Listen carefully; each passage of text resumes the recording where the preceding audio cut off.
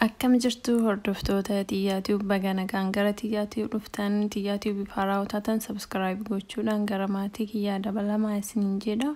Akkuma mata duree irratti argitanitti guyyaa har'aatti maallaqni jijjiiramuu irraa kan ka'e baay'een keessan maallaqa akkaawuntii qabnu maal goonaa yookaan maal taana jettanii akka wajjin dhiphattanii ni beeka. Kanaaf isiniif fidee dhufeera jechuudha wanta gochuu qabnu. Hanga dhumaa like, share, subscribe gochuudhaan nafaana turaa isiniin jedha. Duraan dursee maallaqni maaf jijjiiramuu barbaadame kan jettaniif sababni guddaan inni tokko cabsii biyyattii muddate ta'uu himameera. Jijjiirama maallaqaa kun deeggarsa sochii seeraan alaa malaammaltummaa fi kontorbaandii ittisuuf illee ni gargaara. Harki caalaan maallaqni maxxansames gara biyyaa seenuun himameera jechuudha. Ministeerri muummee Dr. Abiy Ahmed hojiin jijjiirama maallaqaa ji'oota 3 keessatti akka xumuramu himanii jiru.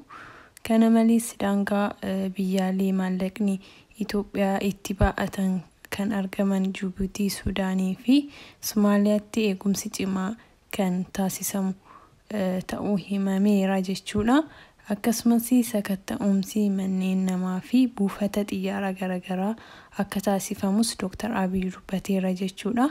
Warroonni biyya alaa jirtan maallaqa baankii qabnaa maal goonaa warra jettaniif maallaqni keessa mootummaa harka jira. Kanaafuu yaaduu hin qabdanii jechuudha. Baankii kaa'attanii mootummaatu isinii jijjiira jechuudha. Achumatti yeroo itti fayyadamuu barbaadanittis dhaqxanii baafachuu ni dandeessu. Yeroo baafattanitti maallaqa dura keessan osoo hin ta'in maallaqa isa haaraatu isinii kennama jechuudha.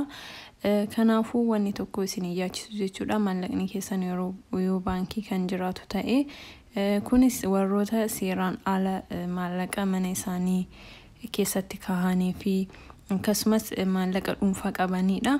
Warroota seeraan alatti maallaqa harkaa qabanii fi warroonni qarshii dhuunfaa manatti kuusataniif jechuudha. Seerri kun kan baay'ee irratti xiyyeeffatu jechuudha. Warroota baankii keessaniif uummanni tokko rakkoon hin jiru jechuudha. Warroonni qarshii 100,000 ol qabdan ji'a tokko keessatti gara maallaqa haaraatitti jijjiiratu akka qabdan himameera.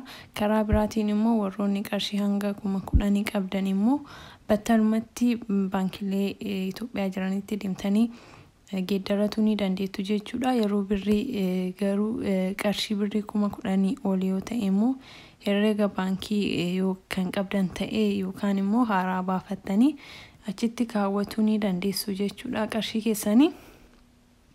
Kana fakkaata viidiyoon har'aa akka waan argatan abdiin qaba. Hanga viidiyoo biraatti walitti deemnutti like, share, subscribe gochuudhaan chaanaalii keenya jajjabeessaa isiniin jedha. Galatoomaa nagaan naaf tura.